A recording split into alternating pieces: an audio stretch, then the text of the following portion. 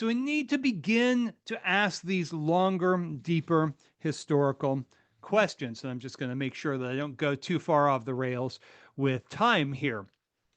So here's one big takeaway, and this I'm going to skip over some slides in the interest of time, but really dwell on some of these. First of all, unfavorable climate shifts over the past 2 to 3,000 years have been bad for ruling classes, and that is, all things being equal, good for everyone who works for a living. It's bad for the exploiters, it's good for the exploited. There's an older Dark Ages narrative that has been totally debunked, for instance, by scholars of late antiquity and early medieval Europe. We now understand that there was a great golden age that followed the demise of Western Roman power. Peasants occupied the villas and repurposed them. Archaeologists tell us that peasants who reestablished a kind of peasant mode of production lived healthier. Women and men lived more equitably, which means they reasonably and fairly rapidly adjusted birth rates. It wasn't a great die-off, as was long suspected. The population decline was gradual in these centuries following 450 and the onset of the Dark Ages cold period. There's a lot of information here, and you're not going to be held responsible for this. Don't worry. Here's the takeaway. We're going to encounter this several times. Here's the takeaway. Moments of unfavorable climate shift, here represented by John Brooke from his wonderful book. John Brooke's two climate proxies. One is on the bottom is volcanic activity. The other is solar maxima and minima. And for the climate geeks out there like me, there's a whole debate over the precise ways that solar maxima and minima impact climate. We can get into that. But for this purpose, we know that these eras are moments of, you can see these moments of crisis and these moments of expansion are moments of, to put it very crudely, good climate, favorable climate, and bad climate, unfavorable climate. It looks different in different parts of the world, and these instances, these annotations are largely drawn from the Atlantic world. It looks different if you go to sub-Saharan Africa. For instance, terrible cold in the 17th century in Europe was linked to cycles of drought in the Angola-Congo region. And that was quite significant because it related to the slave trade. So here's long story short of this little chart and annotation is when the climate is good, there are opportunities for ruling classes to build new class societies and new civilizations. The Romans, for instance, their whole climate era is called by climate scientists the Roman climate optimum. All right, so that gives you a sense of just how synced up climate and the rise of the Roman Republic and then its imperialist expansion in between roughly 300 BCE and 300 AD really were. Now, there were, of course, variations within that period, and there are other reasons why Rome flourished. But the fact that climate allowed for vineyards, olives to be grown in northern France in the first century AD, that was a boon to the agricultural model that the Romans had incubated. What's concealed and obscured, I think, with dire political implications today in the climate doomist mania of our moment, is that the fact that unfavorable climate shifts, yes, have been very problematic, to say the least, and very, very difficult for the producing classes, but also moments of profound crisis for ruling classes because climate supercharges existing class agroecological contradictions, all of these that open up political possibilities for what Walt Scheidel, no radical, by the way, what Walt Scheidel calls the great leveling. And he says a simple thing. Look, no great leveling has ever occurred without prodigious violence. It's not because peasants and workers love violence. It's because ruling classes love violence and they want to keep hold of their wealth and power. So draw your inferences to the Washington, NATO sort of war machine these days, if you like. So this is a recurrent dynamic. There might be some of you saying, yes, but today's climate change is different. No doubt. Today's moment of climate crisis is indeed very distinctive, not least because it's a warming crisis and it is capital-ogenic. So there are different contradictions in play. Now, what I'm going to do here is sort of shorthand a few elements of the more recent, that is, over the past five centuries, and then we'll go back even further for a whirlwind tour. So, first of all, today's climate crisis is not the first one that is caused by capitalogenic dynamics. That was the long, cold 17th century of climate crisis, of the Little Ice Age. It was the coldest period of the past 8,000 years. It was mostly the result of natural forcing, a shift in the North Atlantic Oscillation, and volcanic activity in 601, a Peruvian volcano, Hanapatina, whose name I'm surely butchering, erupts. But the added wrinkle to this was the slaving induced genocides of the New World, the destruction of 95% of the population. That meant soils were left undisturbed, forests grew back, and you had what Lewis and Maslin call the Orbis or global Orbis spike of a decline of about 7 parts CO2 per million in the atmosphere. And that was enough to make this period the coldest period over the past 8,000 years. It was a period, if any of you know this part, a period of history, a period of popular revolt, of political civil wars like the Fronde in France, the English Civil War. It was a period of economic volatility, but this was also the era of the formation of the great productivist colonial empires, unlike any empire the world had ever seen. Above all, the great sugar planting frontiers of northeastern Brazil, and then the silver mining centers of colonial Peru, centered in Potosi. It was also the era that marked really the consolidation of capitalism as we know it. People think it's the Industrial Revolution because the victors write the textbooks, and the English thought that they were the center of the universe. They were not. This is the moment of the formation of a climate class divide through forms of modern sexism and racism. It's the era of the dawn and early expansion of the transatlantic slave trade.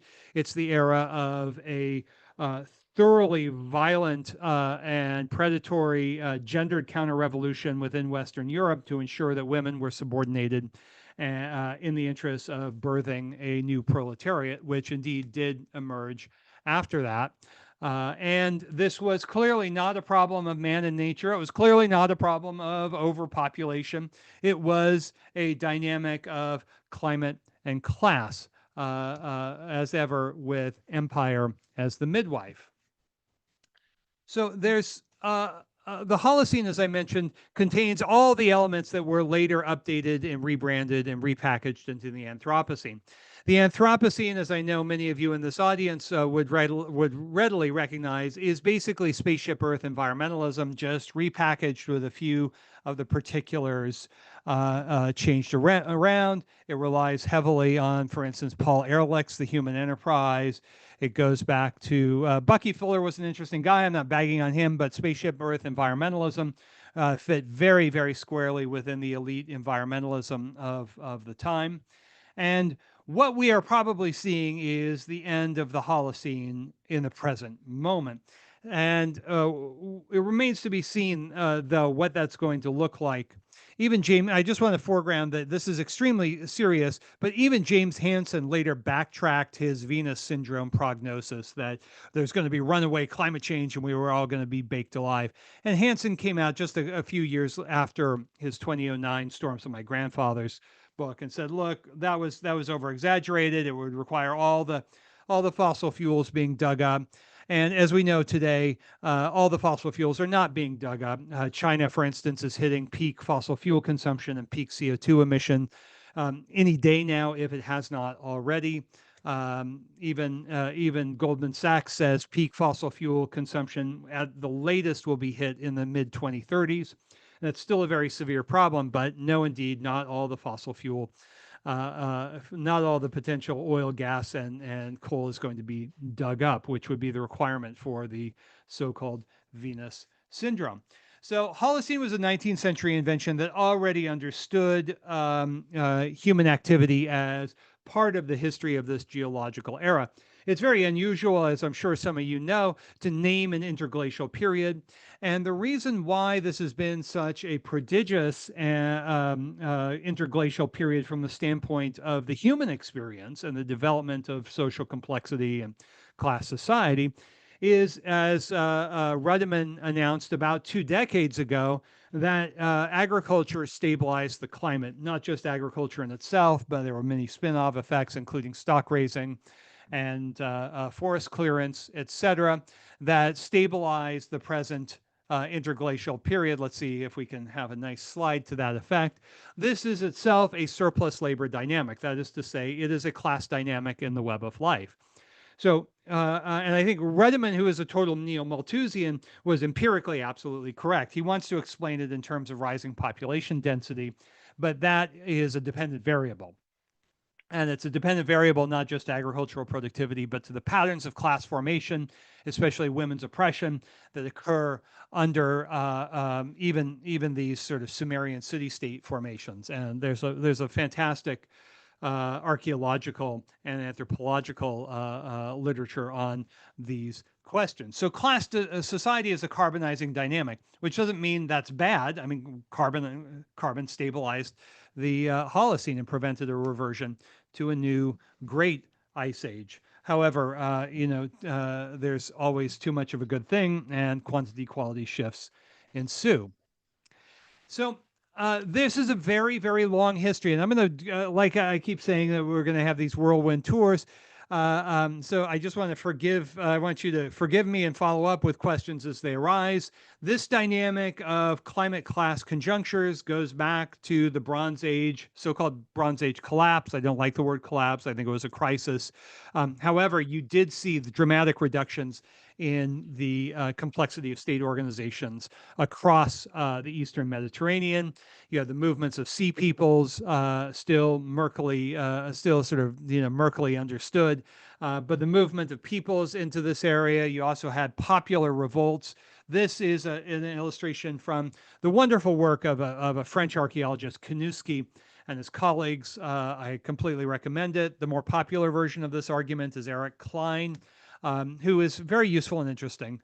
But I like Kanusky especially because he's really pinpointing these dynamics. So climate was a part of that story and a part of that transition towards simpler forms of social organization, which I don't think should be called collapse. I think they were a different form of social organization. And the fact is, the vast majority lived much better because the exploiting classes were dramatically weakened. And this is a recurrent phenomenon across the history of pre-modern climate crises. Again, this annotation, we can look at the pre-modern and then early modern in the 17th century, which I mentioned, and again in the Age of Revolution, the Age of Malthus at the end of the 19th century. That was the last great cold snap of the Little Ice Age, which goes roughly from about the 1250s. That's when you have the onset of the, probably triggered by the eruption of Somulus, a volcano in present-day Indonesia, that then triggers shifts in the North Atlantic Oscillation. That's one of the key mechanisms of these climate class conjunctures in the early in these early climate class conjunctures before the onset of capitalism. And here I mentioned earlier the Roman climatic optimum. This is from the great archaeologist Carol Crumley, where she just illustrates, look, the favorable agroecological conditions through the climate were enormously favorable to Roman expansion. Indeed, Roman expansion in some sense follows the climate. The Romans are only able to vanquish the Celts once the climate changes. It's not, we can't reduce the explanation to that, but it's a key part of the story. Similarly, the crisis of the Roman West is linked up with the movement of peoples, the so-called migration period, and also with massive internal revolts, the Bagadai, for instance, in present-day Catalonia, and other peasant revolts across the 5th century, and as well as internal political discord and civil wars that ultimately lead to the crisis of Roman power in the West, its recentering in the East, and thereupon commenced a great golden age for the peasantry of that era. Let's remember that the peasantry had essentially been destroyed by Roman latifundias. And what we saw was the creation, not for the first time, but for the most recent time, of a village Europe. The villages had been basically wiped out on a large scale across Western Europe under Roman rule, and then peasants reorganized life and power and production around peasant priorities. So, Dark Age, Golden Age, well, for whom? And that's crucial to keep in mind. These are just some pretty illustrations that show when the transition goes from the warm period to the Dark Ages cold period. This one is the late antique Little Ice Age. You have favorable climate conditions for peasant power, with the thawing of the late antique Little Ice Age, really between 650 and 700, with the Merovingian agrarian renaissance. You have the reemergence of class society, which would, in twists and turns, eventually become feudalism. Historians hate that term, but I think it retains its utility for all sorts of good reasons. This is from the work of Ulf Bunken and his colleagues. So just as there was a crisis at the climate class conjuncture that coincides with the crisis of the Roman West, there was another climate class conjuncture that coincides with the crisis of feudalism. And this is crucial to make sense of, because the crisis of feudalism is usually represented in mainstream environmental circles as a demographic Malthusian dynamic. And for sure, there were population dynamics in play under the specific conditions of lord and peasant in late feudal or late high medieval, sometimes it's called, Europe. This is still, I think, only weakly understood. I've been writing on this question for the past 20 years. It's absolutely fundamental. The climate crisis, the Black Death crisis, the induced crisis of peasant revolt in this period was very much a Marxist crisis and very much not a Malthusian crisis. And you can follow up on why I think that. But basically, long story short, Malthus took questions of nature outside of history, and Marx put questions of nature inside of history. And that's a big difference for the kinds of ways that we see history and for the possibilities we see ahead. So these are the most dramatic revolt, or most of the dramatic revolts of this era. What happened during the onset of the Little Ice Age in late medieval Europe was something very, very unusual in human history. The peasants won the class struggle. They basically defeated the seigneurs in the countryside and prevented a restoration of an older, more exploitive form of feudalism. Now, in time, the seigneurs and the bankers and the soldiers and the kings and the priests, they would all get their act together, certainly and emphatically after 1492, and reimpose a more brutal form of class exploitation in the countryside that we would call capitalism. However, in this moment, this is an image from the Grand Jacquerie of 1357-58 in France, of the peasants just taking it to the lord, of raising the estates, really shaking up feudal class structure at a moment when the climate conditions had detonated all of these long simmering contradictions within feudal society. And so you have these major